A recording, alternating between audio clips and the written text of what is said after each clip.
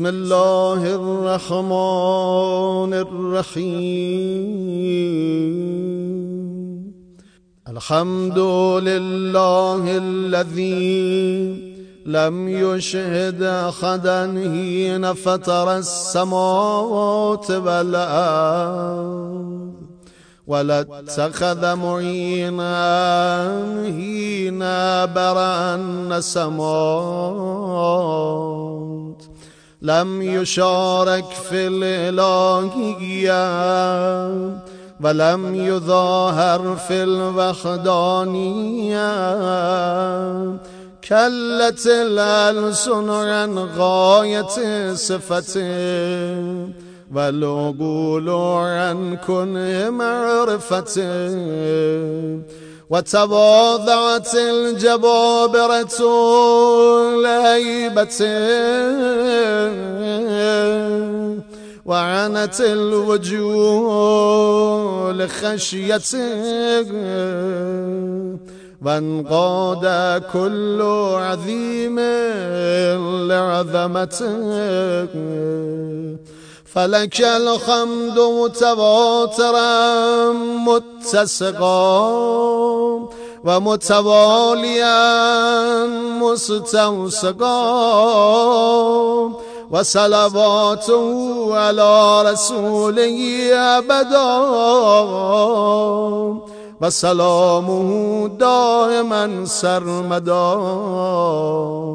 اللهم اجعل أول يومي هذا صلاحا وأوسطه فلاحا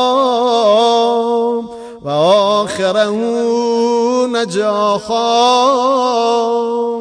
وأعوذ بك من يوم أوله فزع وأوسطه جزع وآخره وجع.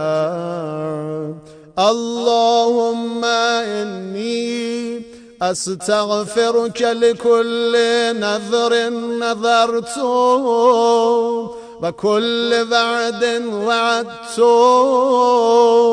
وكل عهد عاهدته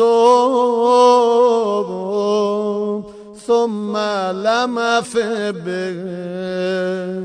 وأسألك في مظالم عبادك عندي فأيما عبد من عبيدك أو أمة من إمائك كانت له قبلي مظلمة ظلمت إياه في نفسه أو في عرضه أو في ماله أو في أهله وولده أو غيبة اغتبته بها أو تخامل عليه بميل أو هوان أو نفة أو خمية أو رياء أو عصبية غائبا كان أو شاهدا وحيا كان أو ميتا. فقصرت يدي وضاق وسعي عن ردها إلي والتخلل منه.